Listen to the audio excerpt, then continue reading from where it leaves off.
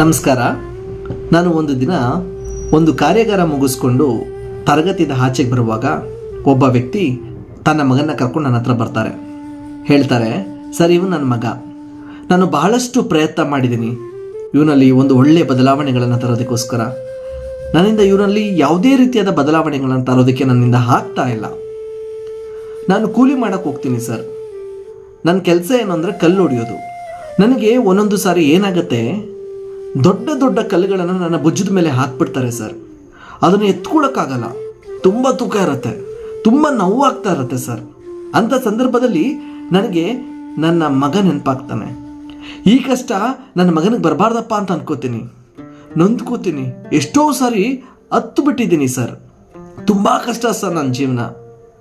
ಒಂದೊಂದು ಊಟಕ್ಕೂ ನಾನು ತುಂಬ ಶ್ರಮಿಸ್ತಾ ಇದ್ದೀನಿ ನನ್ನ ಜೀವನದಲ್ಲಿ. ಆದರೆ ಇವನು ಕೆಲವು ದಿನಗಳಿಂದ ನನಗೆ ಮೊಬೈಲ್ ಬೇಕು ಅಂತ ಹಠ ಮಾಡ್ತಿದ್ದಾನೆ ಸರ್. ತಿನ್ನೋಕ್ಕೂ ಗತಿ ಇಲ್ದಿರೋರು ನಾವು ಮೊಬೈಲನ್ನು ತೆಗೆದುಕೊಳ್ಳೋ ಅಷ್ಟು ಶಕ್ತಿ ನಮ್ಮಲ್ಲಿಲ್ಲ ಸರ್. ಇವನು ಕೇಳ್ತಾ ಇರೋದು ಬೇರೆ ಕಾಸ್ಟ್ಲಿ ಮೊಬೈಲ್. ಶಾಲೆಯಲ್ಲಿ ಏನೇನೆಲ್ಲ ಮಾಡ್ತಾರೆ ಅದೆಲ್ಲ ಮೊಬೈಲಲ್ಲೇ ಬರ್ತದಂತಲ್ಲ ಸರ್. ಇವನು ಹಠ ಮಾಡ್ತಾವನೆ. ನನ್ನ ಫ್ರೆಂಡ್ಸ್ ಎಲ್ಲರ ಹತ್ರನೂ ಮೊಬೈಲ್ ಇದೆ, ನನಗೂ ಮೊಬೈಲ್ ತಗೊಡು ಅಂತ ಗಲಾಟೆ ಮಾಡ್ತಾ ಇದ್ದಾನೆ ಸರ್. ಹೊಟ್ಟೆಗೆ ಬಟ್ಟೆಗೆ ಯಾವುದಕ್ಕೂ ಕಮ್ಮಿ ಮಾಡಿಲ್ಲ ಸರ್. ಆದರೆ ಮಕ್ಳು ಯಾಕೆ ಸರ್ ಹಿಂಗೆ ಆಡ್ತಾರೆ? ತುಂಬ ಹಠ ಮಾಡ್ತಾರಲ್ಲ ಸರ್. ಅಪ್ಪ ಅಮ್ಮಂಗೆ ಅಯ್ಯೋ ಅನ್ನಿಸ್ತಾರಲ್ಲ ಸರ್, ಯಾಕೆ ಸರ್ ಮಕ್ಳು ಹೀಗೆ ಅಂತ. ಈ ಪ್ರಶ್ನೆಗೆ ನಾನು ಅಂದ್ಕೊಂಡಿರೋ ಒಂದು ಉತ್ತರ ಯಾವುದು ಅಂದರೆ, ಪೋಷಕರಾದವರು ಅತಿ ಹೆಚ್ಚಾಗಿ ಮಾಡ್ತಾರಲ್ಲ, ನಾನು ಏನೂ ಕಮ್ಮಿ ಮಾಡಿಲ್ಲ ಸರ್ ಅಂತ ಹೇಳುವ ಪೋಷಕರಿಗೆ ಸಮಸ್ಯೆನೇ ಅದು. ನೀವೇನೂ ಕಮ್ಮಿ ಮಾಡಿಲ್ವಲ್ಲ. ಮಕ್ಕಳುಗಳಿಗೆ ಕಷ್ಟ ಏನು ಅನ್ನೋದೇ ಗೊತ್ತಿಲ್ಲ. ಯಾಕೆ? ನನ್ನ ಕಷ್ಟ ನನ್ನ ಮಕ್ಕಳಿಗೆ ಹಾಕ್ಬಾರ್ದಪ್ಪ, ನನ್ನ ಕಷ್ಟ ಮಕ್ಕಳು ಅನುಭವಿಸ್ಬಾರ್ದಪ್ಪ. ಅವ್ರು ಚೆನ್ನಾಗಿರಬೇಕು, ಮಕ್ಕಳು ಚೆನ್ನಾಗಿರಬೇಕು ಅಂತ ಯಾವಾಗಲೂ ತಂದೆ ತಾಯಿಂದಿರೇ ತ್ಯಾಗ ಮಾಡೋದು. ನಾವು ಯಾವಾಗ ಮಕ್ಕಳಿಗೆ ತುಂಬ ಕಂಫರ್ಟಬಲ್ ಲೈಫನ್ನು ಕೊಟ್ಬಿಡ್ತೀವಿ, ಮಕ್ಕಳು ಅದರಿಂದ ಆಚೆಗೆ ಬರೋದಿಲ್ಲ. ಹೊಸ ಹೊಸ ಬೇಡಿಕೆಗಳನ್ನ ತೊಗೊಂಡು ಬಂದಿರ್ತಾರೆ ನಿಮ್ಮ ಹತ್ರ. ಹಠ ಮಾಡೋಕ್ಕೆ ಶುರು ಮಾಡ್ತಾರೆ. ನಿಮ್ಮಿಂದ ಸಾಧ್ಯ ಇದೆಯೋ ಇಲ್ವೋ ಅನ್ನೋ ಆಲೋಚನೆ ಕೂಡ ಅವರು ಮಾಡೋದಿಲ್ಲ. ಅವ್ರು ಏನು ಕೇಳ್ತಾರೋ ಅದು ನೀವು ಕೊಡಲೇಬೇಕಾಗಿ ಬರುತ್ತೆ. ಆದರೆ ನೀವೇನು ನಿರೀಕ್ಷೆ ಮಾಡ್ತೀರೋ ಅದು ಸಿಗುತ್ತೋ ಇಲ್ವೋ ಗೊತ್ತಿಲ್ಲ. ಒಂದು ಹುಡುಗ ಅವನ ರಜಕ್ಕೆ ಅಂತ ಹೇಳಿ ತಾತನ ಮನೆಗೆ ಹೋಗ್ತಾನೆ. ತಾತನ ಜೊತೆ ತುಂಬ ಸಮಯವನ್ನು ಕಳೀತಾ ಇರ್ತಾನೆ. ಹಾಗೆ ತಾತನ ಹತ್ರ ಒಂದು ಪ್ರಶ್ನೆಯನ್ನು ಕೇಳ್ತಾನೆ. ತಾತ, ನಾನು ದೊಡ್ಡವನಾದ್ಮೇಲೆ ಒಬ್ಬ ಯಶಸ್ವಿಯ ವ್ಯಕ್ತಿ ಆಗಬೇಕು, ಸಕ್ಸಸ್ಫುಲ್ ಮ್ಯಾನ್ ಆಗಬೇಕು ನಾನು. ನನಗೆ ನೀವೇನಾದ್ರು ಟಿಪ್ಸ್ ಕೊಡ್ತೀರಾ ಅಂತ. ಅದಕ್ಕೆ ತಾತ ಹೇಳ್ತಾರೆ, ಖಂಡಿತವಾಗ್ಲು ಬಾ, ಇವಾಗ ಒಂದು ನರ್ಸರಿಗೆ ಹೋಗೋಣ, ನರ್ಸರಿಗೆ ಹೋಗಿ ಒಂದೆರಡು ಗಿಡ ತಗೊಂಡು ಬರೋಣ ಅಂತ ಹೇಳಿ ತಾತ ಆ ಹುಡುಗನ ಕರ್ಕೊಂಡು ಹೋಗ್ತಾರೆ. ನರ್ಸರಿನಲ್ಲಿ ಒಂದೇ ಥರದ 2 ಗಿಡನ ಆ ಹುಡುಗನಿಗೆ ಗಿಫ್ಟ್ ಮಾಡ್ತಾರೆ. ಇದನ್ನು ನೀನು ತಗೊಂಡೋಗಿ ಒಂದನ್ನು ಮನೆಯಲ್ಲಿ ಸಾಕು, ಇನ್ನೊಂದನ್ನು ಮನೆ ಹೊರಗಡೆ ಸಾಕು. ಒಂದಕ್ಕೆ ಎಷ್ಟು ಸಾಧ್ಯ ಅಷ್ಟು ಗೊಬ್ಬರ ಹಾಕು, ಎಷ್ಟು ಸಾಧ್ಯ ಅಷ್ಟು ನೀರು ಹಾಕು. ಯಾವ ಗಿಡಕ್ಕೆ? ಮನೆ ಒಳಗಡೆ ಇರುವಂಥ ಗಿಡಕ್ಕೆ. ಇನ್ನೊಂದಕ್ಕೆ ಬರೀ ನೀರು ಹಾಕು ಸಾಕು. ನಿಂಗೆ ಯಾವಾಗ ಸಾಧ್ಯ ಆಗುತ್ತೆ ಅವಾಗ ನೀರು ಹಾಕು, ಆಗಲಿಲ್ವ ಅದು ಬೇಡ. ಇಷ್ಟು ಹೇಳಿ 2 ಗಿಡಗಳನ್ನು ಆ ಮಗುಗೆ ಗಿಫ್ಟ್ ಮಾಡ್ತಾರೆ. ಆ ಮಗು ತೊಗೊಂಡೋಗುತ್ತೆ, ತನ್ನ ಮನೆಯಲ್ಲಿ ಪಾಟಲ್ಲಿ ಒಂದು ಗಿಡವನ್ನು ಹಾಕುತ್ತೆ, ಇನ್ನೊಂದು ಆ ಗಿಡವನ್ನು ಮನೆ ಹೊರಗಡೆ ಹೋಗಿ ತೊಗೊಂಡೋಗಿ ಆ ಮಗು ನೆಡತ್ತೆ. ಕೆಲವು ವರ್ಷಗಳಾಗತ್ತೆ. ಕೆಲವು ವರ್ಷಗಳಾದ ನಂತರ ಮತ್ತೆ ಆ ಮಗು ತಾತನ ಭೇಟಿ ಮಾಡುತ್ತೆ.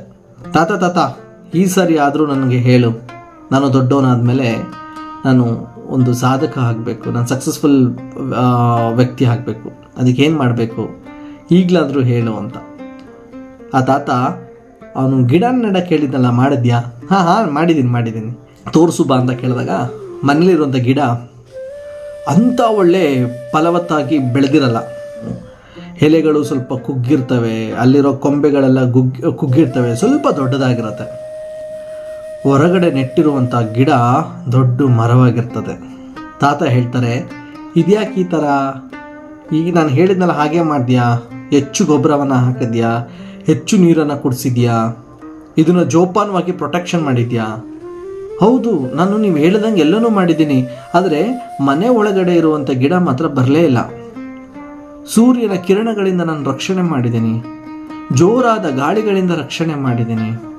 ಎಷ್ಟೋ ಸಾರಿ ಗಾಳಿಗಳಿಗೆ ಹೊರಗಡೆ ಇರೋಂಥ ಮರ, ಅದರದ್ದು ಗಿಡ ಎಲ್ಲ ಉದುರೋಗಿತ್ತು. ಆದರೆ ಇದನ್ನು ಉದುರದೋ ಆಗಿರೋ ಹಾಗೆ ನಾನು ಕಾಪಾಡ್ಕೊಳ್ಳೋ ಪ್ರಯತ್ನ ಪಟ್ಟಿದ್ದೀನಿ, ಸಾಕಷ್ಟು ಜೋಪಾನವಾಗಿ ನೋಡ್ಕೊಂಡಿದ್ದೀನಿ.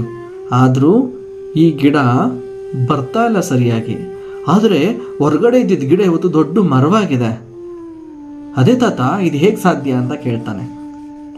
ಆಗ ತಾತ ಎಕ್ಸ್ಪ್ಲೇನ್ ಮಾಡ್ತಾರೆ, ಹೊರಗಡೆ ಸಾಕಷ್ಟು ಬರುವ ಸಮಸ್ಯೆಗಳನ್ನು ಹೆದರಿಸುತ್ತಾ ಎಷ್ಟು ಸಾಧ್ಯ ಅಷ್ಟು ವಿಶಾಲವಾಗಿ ಕೆಳಗಡೆ ಬೇರನ್ನು ಬಿಡ್ತಾ ತನ್ನನ್ನು ತಾನು ರಕ್ಷಣೆ ಮಾಡ್ಕೊಳ್ಳೋದಲ್ಲದೆ ಹೆಮ್ಮರವಾಗಿ ಬೆಳೆದಿದೆ ಈ ಮರ. ಈ ಮರ ಎಲ್ಲ ಕಷ್ಟಗಳನ್ನು ಫೇಸ್ ಮಾಡಿದೆ, ಸೂರ್ಯನ ಕಿರಣಗಳನ್ನು ಅನುಭವಿಸಿದೆ, ಜೋರು ಗಾಳಿ ಮಳೆಗಳನ್ನು ಅನುಭವಿಸಿದೆ. ತಾನು ಮೇಲ್ಗಡೆ ಗಟ್ಟಿ ಆಗೋದ್ರ ಜೊತೆಗೆ ಕೆಳಗಡೆ ಆಳವಾಗಿ ಬೇರನ್ನು ಇಟ್ಟು ತನ್ನನ್ನು ತಾನು ಗಟ್ಟಿಯಾಗಿ ನಿಲ್ಲೋದನ್ನು ಕಲ್ತ್ಕೊಂಡಿದೆ ಈ ಮರ. ಆದರೆ ನೀನು ಒಳಗಡೆ ಇಟ್ಟಿದೆಯಲ್ಲ ಆ ಗಿಡ ಪಾಟ್ ಒಳಗಡೆ ಸ್ವಲ್ಪ ಸ್ವಲ್ಪವೇ ಬೇರು ಬಿಟ್ಟು ಅತಿಯಾದ ಪೌಷ್ಟಿಕ ಅಂಶ ಅದೇನು ಗೊಬ್ಬರ ನೀರನ್ನು ತಗೊಂಡು ತನ್ನನ್ನು ತಾನು ರೋಗ ಬಂದಿರೋ ಹಾಗೆ ಮಾಡ್ಕೊಂಡ್ಬಿಟ್ಟಿದೆ. ಸೊ ಇದರ ಅರ್ಥ, ನಾವು ಎಷ್ಟು ಕಂಫರ್ಟಬಲ್ ಲೈಫ್ನ ಕೊಡಬೇಕು, ಜೋಪಾನ ಮಾಡಬೇಕು ಅಂತ ಅನ್ಕೋತೀವಿ, ಅದರಿಂದ ಲಾಸೇನೆ, ಕಲಿಯುವಂಥದ್ದು ಏನೂ ಇರೋದಿಲ್ಲ. ಆದರೆ ಕಷ್ಟಗಳನ್ನು, ಎಲ್ಲ ಸ್ಥಿತಿಗಳನ್ನು ಎದುರಿಸೋದನ್ನು ಕಲ್ತ್ಕೊಂಡಿರುವಂಥ ವಿದ್ಯಾರ್ಥಿ ಯಾವತ್ತು ಏನಾಗ್ತಾನೆ, ಎಲ್ಲವನ್ನು ಫೇಸ್ ಮಾಡೋದನ್ನ ಕಲ್ತ್ಕೋತಾನೆ. ಕಠಿಣತೆ ಕಂಫರ್ಟಬಲ್ ಝೋನ್ಗಳಲ್ಲಿ ಇರೋದಿಲ್ಲ. ಆ ಕಠಿಣತೆನ ಹೆದರಿಸೋದು, ತನ್ನನ್ನು ತಾನು ಗಟ್ಟಿ ಮಾಡ್ಕೊಳ್ಳೋದು, ಸ್ಟ್ರಾಂಗ್ ಆಗೋದು. ಸೊ ನಾವು ಯಾವಾಗ ತುಂಬ ಕಂಫರ್ಟಬಲ್ ಝೋನನ್ನು ಕೊಟ್ಬಿಡ್ತೀವಿ ಮಕ್ಕಳಿಗೆ, ಆವಾಗ ಸಾಕಷ್ಟು ಸ್ಥಿತಿಗಳನ್ನು ತಂದೆ ತಾಯಾದವರು ಕೂಡ ಎದುರಿಸ್ಬೇಕಾಗತ್ತೆ. ನೀವು ಡಿಸೈಡ್ ಮಾಡಿ ಇವಾಗ ನನ್ನ ಮಕ್ಕಳನ್ನ ಹೇಗೆ ಬೆಳೆಸಬೇಕು ಅಂತ. ಅವಶ್ಯಕತೆ ಅಗತ್ಯತೆಯನ್ನು ಪೂರೈಸುವಂಥ ಪೋಷಕರು ನಿಜವಾಗ್ಲೂ ಬುದ್ಧಿವಂತ ಪೋಷಕರಾಗಿರ್ತಾರೆ. ನಮಸ್ಕಾರ.